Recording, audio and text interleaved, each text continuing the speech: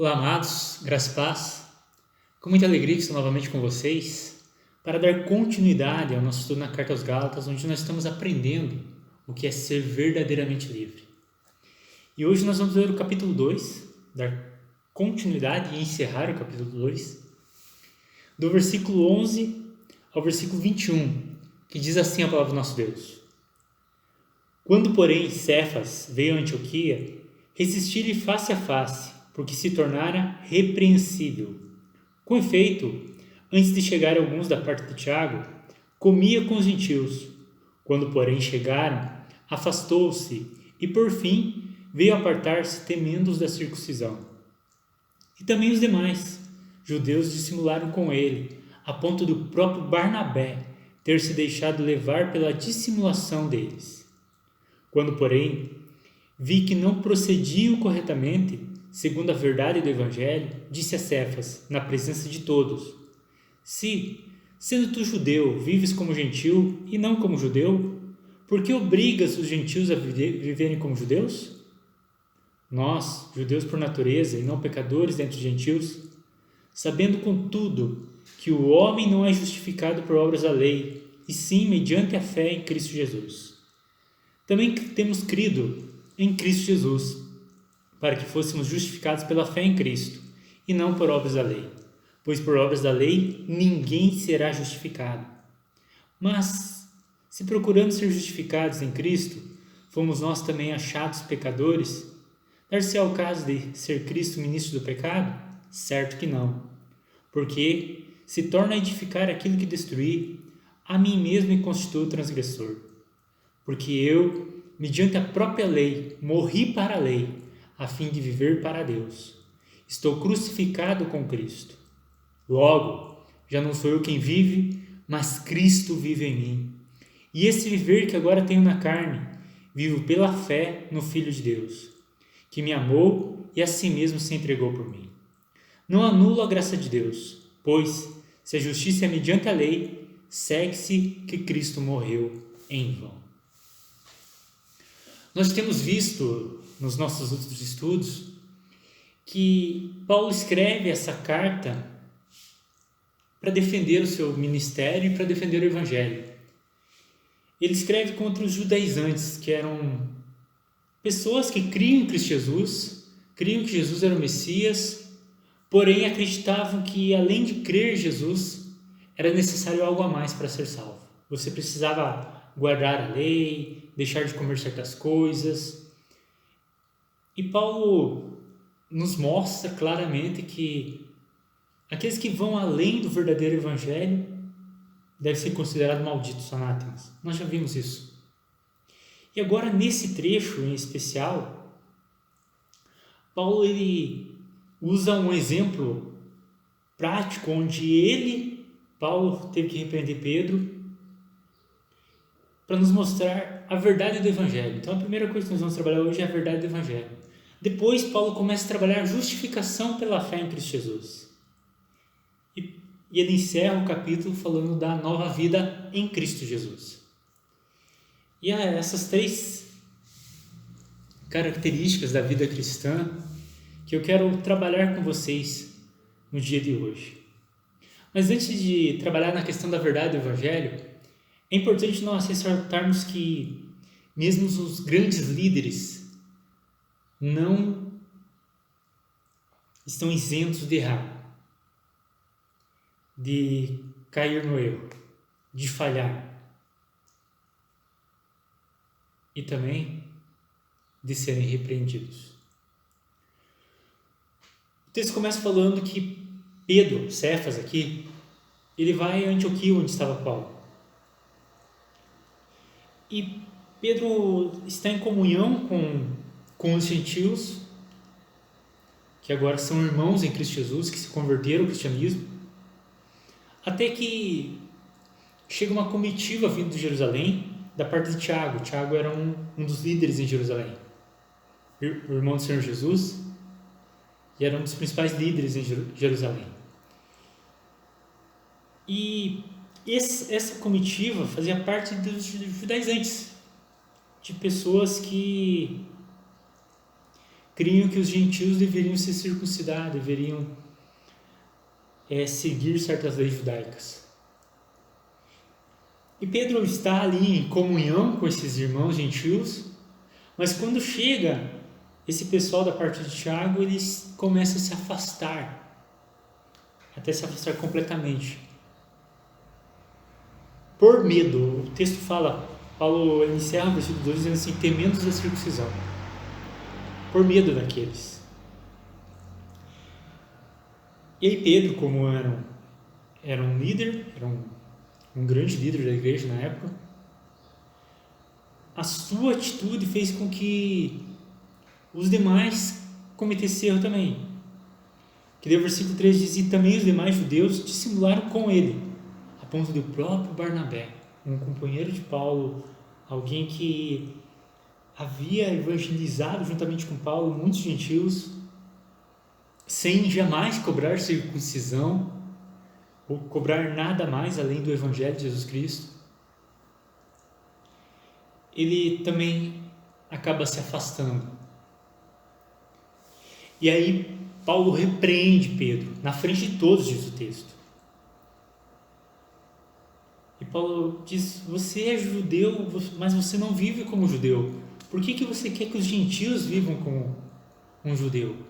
Não faz sentido essa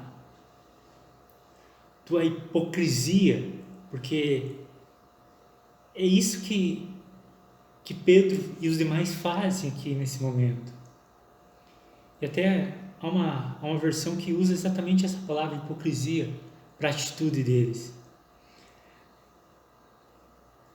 Porque é exatamente isso que acontece aqui. Eles estão agindo de maneira hipócrita.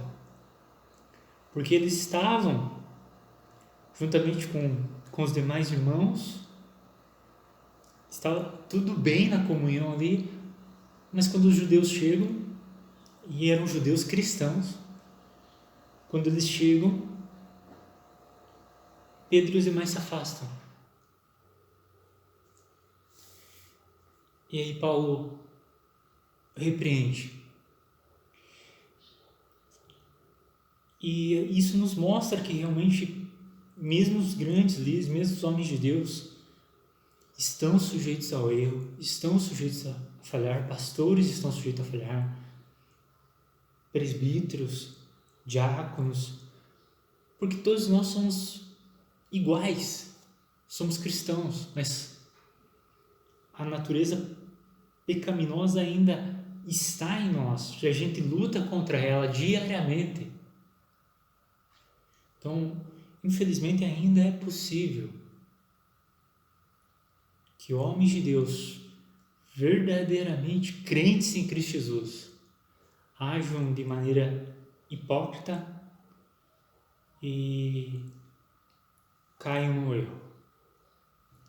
Só que há uma grande diferença quando você repreende uma pessoa que é verdadeiramente cristã por algo que está fazendo errado, do que alguém que é apenas hipócrita. É muito difícil nós sermos repreendidos. Isso mexe com o nosso ego, mexe com o nosso orgulho. Mas quando alguém nos repreende de algo que nós estamos fazendo errado, no momento, às vezes pode ser que a gente age ainda de maneira errada. Mas vai chegar um momento que a gente vai reconhecer aquilo, vai reconhecer o nosso erro. E foi o caso de Pedro. Pedro ele não ficou magoado com Paulo porque Paulo repreendeu ele na frente dos outros. Não ficou de mimimi, né, como o pessoal fala hoje em dia. Muito pelo contrário, quando você lê a carta de Pedro, você vê Pedro tratando Paulo como irmão e até dizendo que as cartas de Paulo, os escritos de Paulo, têm o mesmo valor do Antigo Testamento, demonstrando que são palavras de Deus, escritura de Deus.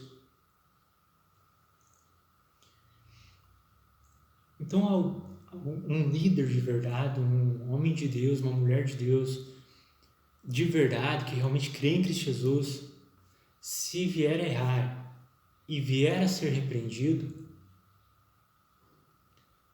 não vai ficar magoado, não vai ficar E se ficar é porque está errado ainda está continuando no erro.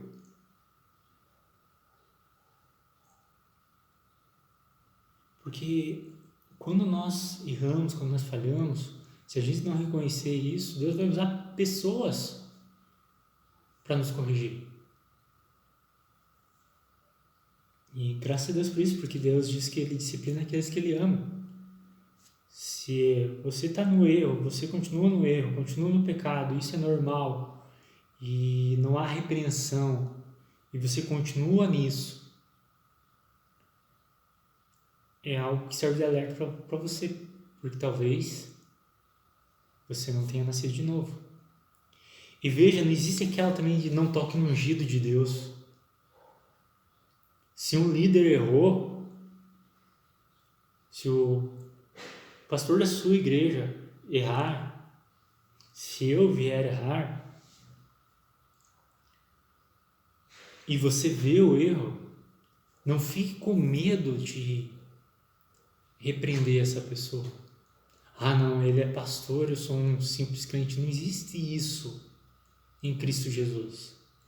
Ele tem um ministério, ele está exercendo esse ministério, mas o ministério dele não deixa ele num status maior do que o seu.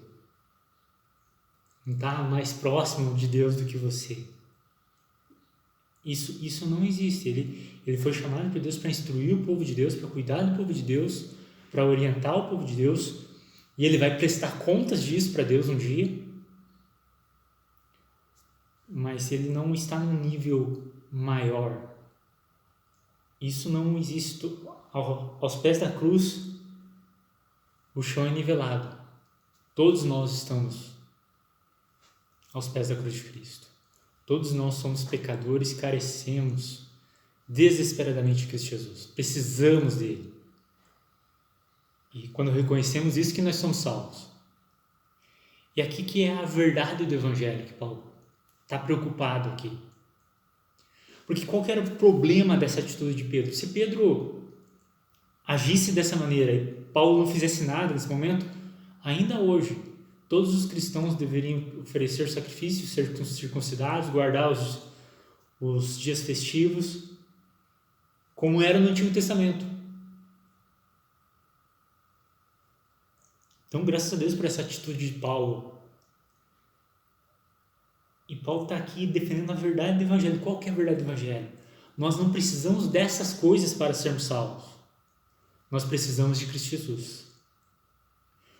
O Evangelho, as boas novas salvação, é o fato de que Deus Pai enviou Deus Filho.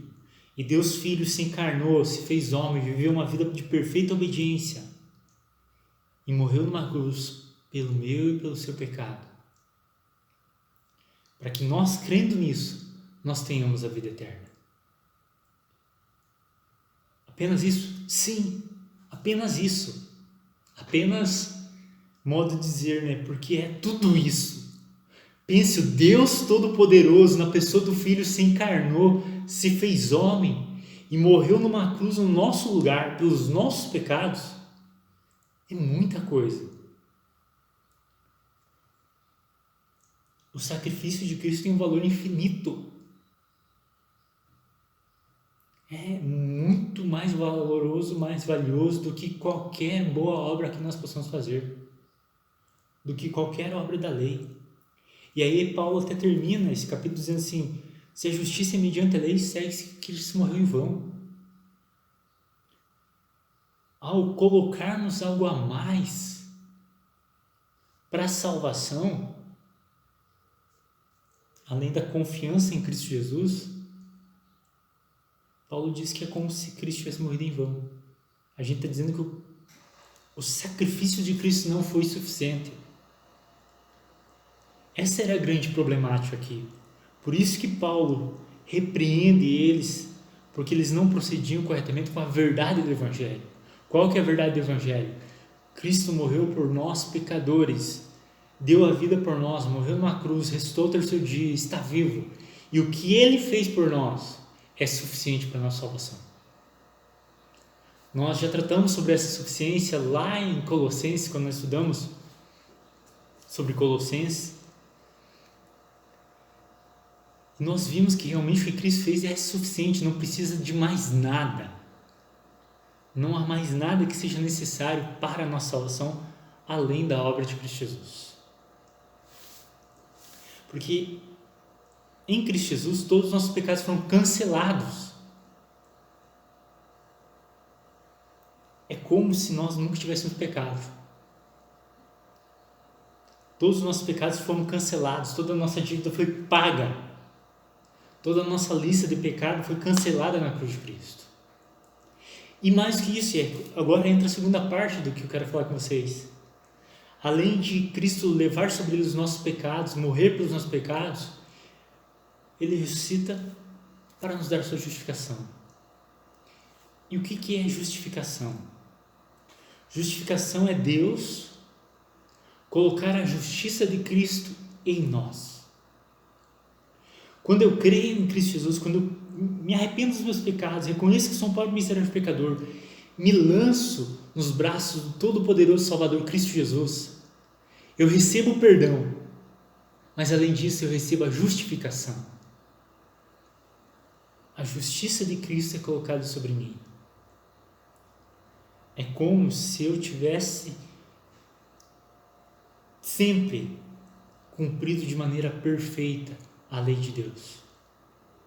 Diante de Deus, hoje, aquele que está em Cristo Jesus é perfeitamente justo. Porque recebeu a justiça de Cristo. A justiça de Cristo foi colocada nele, foi colocada sobre ele. Cobriu todos os nossos pecados, todas as nossas falhas. Em Cristo Jesus, nós somos perfeitamente justos. Nós temos a justiça do próprio Cristo em nós. Mas Paulo enfatiza também que essa justificação, ela não é por obras da lei, porque pelas obras da lei ninguém vai ser justificado. Não há possibilidade nenhuma de eu fazer de mim mesmo uma pessoa justa.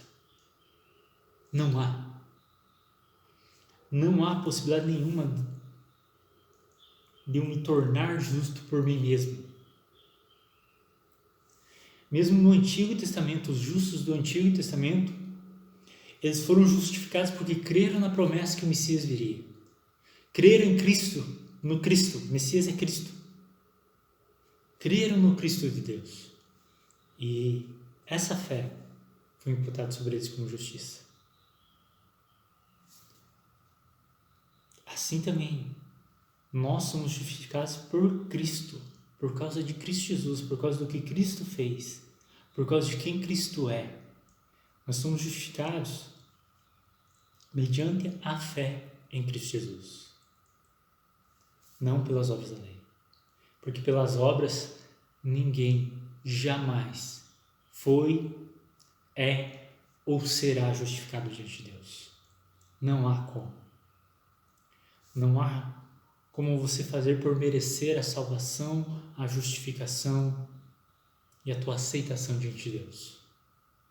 Não há. Cristo Jesus fez tudo o que precisava ser feito por nós, para que nós fôssemos salvos. Por isso que Paulo mesmo diz em Efésios: pela graça sois salvos. Mediante a fé, isso não vem de vós, é dom de Deus. Então a salvação é somente pela graça. Mas então, já que a salvação é pela graça e eu sou justificado, independente do que eu faça, eu sou justificado em Cristo Jesus, então eu posso viver da maneira que eu quiser, do jeito que eu quiser? Sim e não. Por que sim e não? Sim, se realmente você já está em Cristo Jesus e a tua vontade, o teu desejo, o teu querer é fazer a vontade dele. Não, se você ainda deseja pecados, coisas, daí eu recomendo você dobrar teu joelho, clamar por misericórdia e analisar a tua própria salvação. Porque se você ama o que está lá fora, você pode cair no que Pedro fala lá para frente, quando Pedro fala que a porca lavada voltou ao lamaçal. que é uma porca lavada? É uma porca que está limpa, foi lavada, está limpinha, porém a sua natureza ainda é porca. E na primeira oportunidade ela volta para o lamaçal. A religiosidade faz isso com muitas pessoas. As pessoas vão para uma igreja, mudam seus hábitos, exteriormente estão bonitas, mas o seu interior não foi mudado. E assim que tem uma oportunidade, volta a fazer tudo o que fazia antigamente. Aquele que está em Cristo Jesus foi salvo pela graça de Deus. E o que Cristo fez é suficiente para a sua salvação. Ele foi justificado, recebeu a justiça de Cristo sobre ele. Mas aquele que foi justificado, aquele que realmente foi salvo em Cristo Jesus, recebeu uma nova vida. O versículo 19 em diante diz assim: porque eu, mediante a própria lei, morri para a lei, a fim de viver para Deus. Há uma nova vida, há um novo viver. Eu estou crucificado com Cristo. Logo já não sou eu quem vive, mas Cristo vive em mim. E esse viver que agora tenho na carne, vivo pela fé no Filho de Deus, que me amou e a si mesmo se entregou por mim. E aí Paulo fala que não anula a graça de Deus, vivendo essa nova vida. Porque ele não está fazendo isso para ganhar a salvação ou para ser justificado. Quando ele creu, ele morreu para a lei e ele passou a viver para Deus. Ah, mas isso é Paulo, não é todo cristão. Não, isso é todo cristão.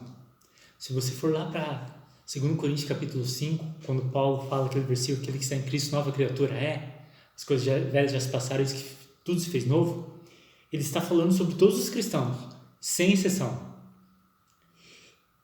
E mais, naquele texto, Paulo ainda fala assim, que Cristo morreu para que aqueles por quem ele morreu não vivam mais para si mesmos, mas por aquele que morreu por eles. Ou seja, por Cristo Jesus. Todo verdadeiro cristão vive para Deus. Vive para Cristo Jesus. Já não é o seu eu quem vive, mas Cristo vive nele. Claro que isso vai crescendo. Aquela frase de João Batista, não importa que ele cresça, que eu diminua, é a realidade do nosso viver. Todo cristão deseja que o seu eu morra para que Cristo cresça nele. Quer ser mais parecido com Cristo Jesus, quer buscar mais Cristo Jesus. E nós já temos falado sobre isso.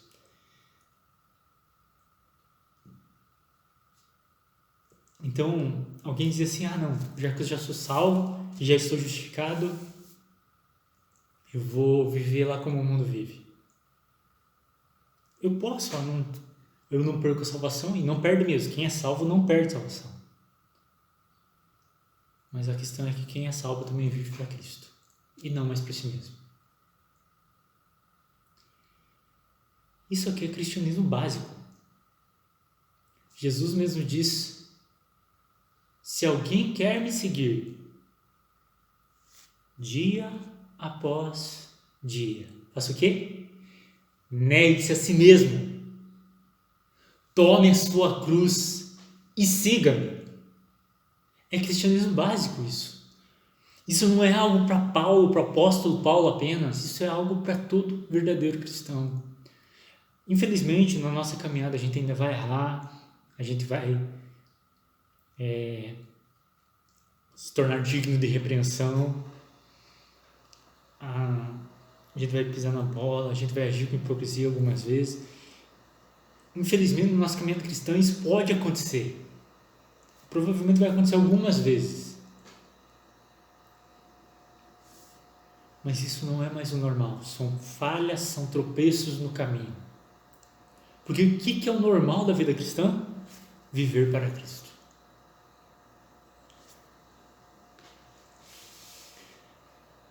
Veja o versículo 19 e 20 de novo. Porque eu, mediante a própria lei, morri para a lei, a fim de viver para Deus, Estou crucificado com Cristo. Logo, já não sou eu quem vive, mas Cristo vive em mim. E esse viver que agora tenho na carne, vivo pela fé no Filho de Deus, que me amou e se entregou por mim. Isso aqui já é uma verdade na tua vida? Você já pode dizer isso? Que Cristo vive em você? Que você busca viver a vida pela fé no Filho de Deus? Que esse teu viver nessa carne, que ainda é pecaminosa, que ainda há luta contra o pecado, que ainda é falha, você vive pela fé em Cristo? Você busca viver para a glória de Cristo? Isso é ser cristão. Veja, esse viver em Cristo Jesus não é para ser salvo, mas é por ser salvo. Alguém que já creu na verdade do Evangelho, que Deus nos amou de tal maneira que entregou Jesus Cristo para todo que nele crê não pereça, mas tenha vida eterna. Então, crê que Jesus nos salvou, nos deu a vida eterna e mais, nos justificou, nos deu a sua justiça. Crer nisso, confiar nisso, me leva a viver uma vida nova. Não para conquistar isso, porque tudo isso já é verdade na minha vida. Por isso que Paulo disse, eu não anulo a graça de Deus, porque a graça de Deus me alcançou e por isso eu vivo para Cristo.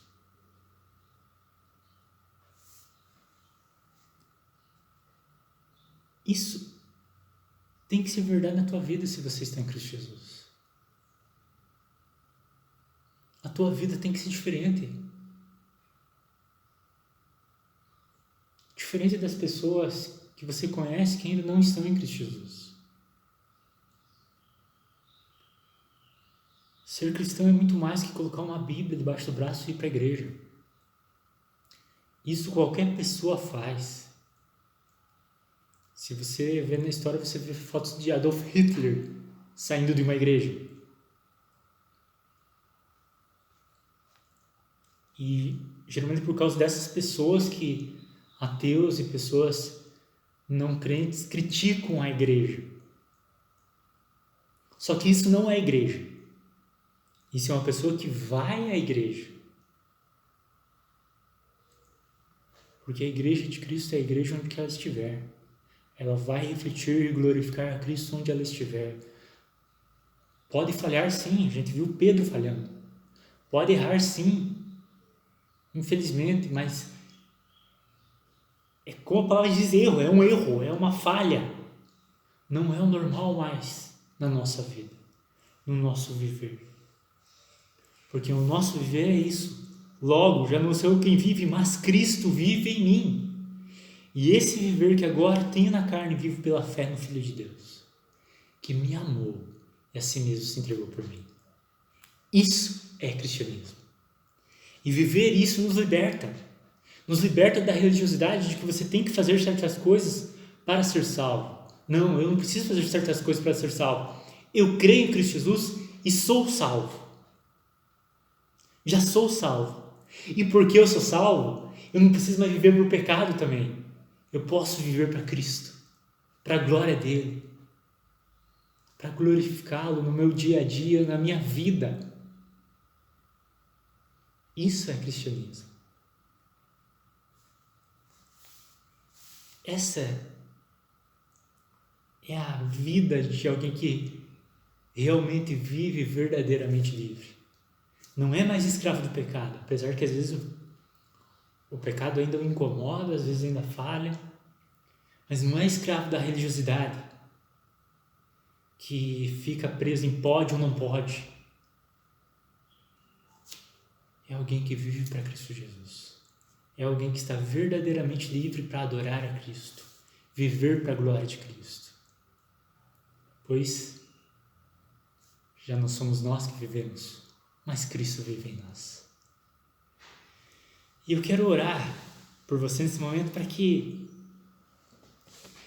isso aqui seja cada vez mais verdade na nossa vida.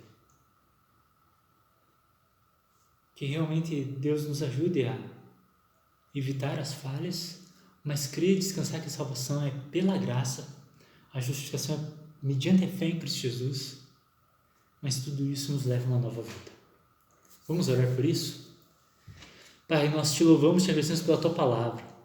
E obrigado, Deus, obrigado mesmo por um texto tão fantástico como esse, onde nós vemos que até homens de Deus podem errar e podem falhar, e podem se tornar dignos de serem repreensíveis. Muito obrigado, Pai, porque isso torna o cristianismo mais humano, porque nós somos falhos, nós ainda erramos. Mas obrigado também a Deus porque nós podemos confiar que a salvação é pela fé em Cristo Jesus. E pela fé em Cristo Jesus nós somos justificados diante do Senhor. Muito obrigado por isso. E nos ajuda a viver a nova vida em Cristo Jesus. Que essa frase de Paulo, logo já não sou eu quem vive, mas Cristo vive em mim, seja a realidade do nosso viver diário. Como João Batista disse, importa que ele cresça e que eu diminua, que essa seja a nossa oração diária para que Cristo cresça em nós e para que ele seja glorificado no nosso viver, Pai. E eu peço nesse momento também para aqueles que estão me assistindo, Deus, mas que ainda são escravos do pecado, ainda são escravos da religião, estão cercados de pode, não pode, a consciência deles fica pesando sempre, Pai. Peço em nome de Cristo Jesus que o Senhor liberte eles em Cristo Jesus e que o Senhor conceda a eles essa nova vida em Cristo Jesus. Que eles sejam verdadeiramente livres em Cristo, para viver a nova vida em Cristo, para a glória de Cristo. No nome dele que nós oramos, te louvamos, te agradecemos, Senhor. Amém. Que Deus abençoe vocês, amados. Como eu já falei semana passada, agora o nosso estudo será semanal. Então, se Deus quiser, na próxima quarta-feira que vem, foi redundante isso, né? Na próxima quarta-feira, se Deus quiser, estarei com vocês, dando continuidade ao nosso estudo na Carta aos Gálatas, onde nós estamos aprendendo o que é ser verdadeiramente livres. Que Deus os abençoe, que Deus conceda a vocês uma excelente e abençoada semana e que essa liberdade de Cristo Jesus mude o viver de vocês, para a glória dele. Que Deus abençoe e até a próxima, se ele permitir.